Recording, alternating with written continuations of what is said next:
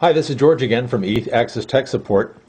Just wanted to go over some new features that you may not be aware of. One is called pin-to-pin messaging. It's actually a very popular feature on the BlackBerry. What is, first of all, pin-to-pin messaging? Well, if you take a look at, here's an example, obviously a very simple example of a pin message. It looks very similar to an email. In fact, it uses the same BlackBerry infrastructure that BlackBerry uses to send emails. However, unlike your emails that you would send on the BlackBerry, pin-to-pin messaging is not dependent on the email system. It just relies on the BlackBerry infrastructure. As a result, pin messages are quick, they're actually faster and even more reliable than texting, and you have actually unlimited message length versus a typical 160 character limit that text messaging imposes. So let's take a look at how you would send or compose a pin message. First of all, you have to begin by knowing the PIN number of your BlackBerry or the BlackBerry that you wanted to send to. So the PIN number is actually an 8-character hexadecimal number, meaning it's composed of the digits 0 through 9 and the letters A through F. So if you see a 0, it's a 0, not an O, and if you see something that looks like a 1, it's a 1 and not an L. If you're using the BlackBerry Enterprise server, you can actually do a lookup, and it will look up the PIN number. But let me show you a simple way to display your PIN number.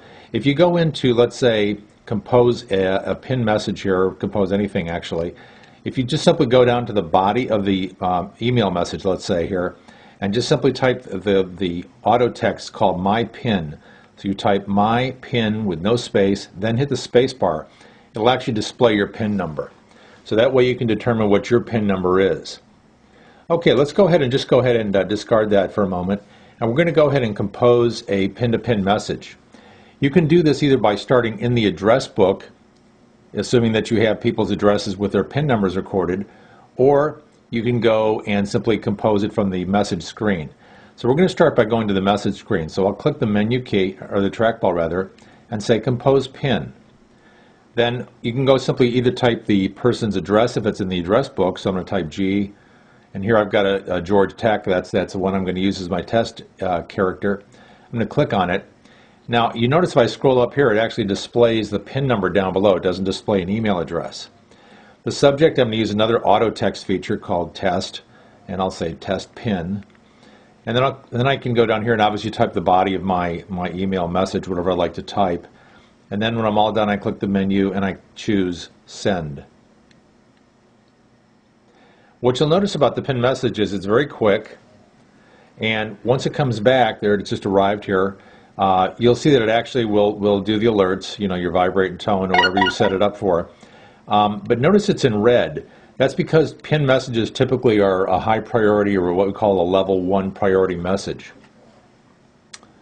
Another way that you can compose a PIN message is simply starting out in the address book or contacts, and again here I can click on this entry, click the menu, and I could say PIN George, and again the same process we go right through the same process, and you compose your text and so on.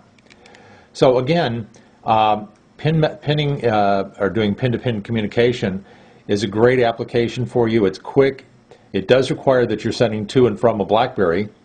However, it does have the advantage that it does not rely on the email system. So if there is a problem with your email, or your mailbox is full, or you're in a corporate enterprise server and your system is down for some reason, you can still typically do pin-to-pin messaging unless they've restricted it. So again, this is simply a short video showing you how to use pin-to-pin messaging on your BlackBerry. For more information, please visit www.eaccess.com or www.wirelessbyeaccess.com.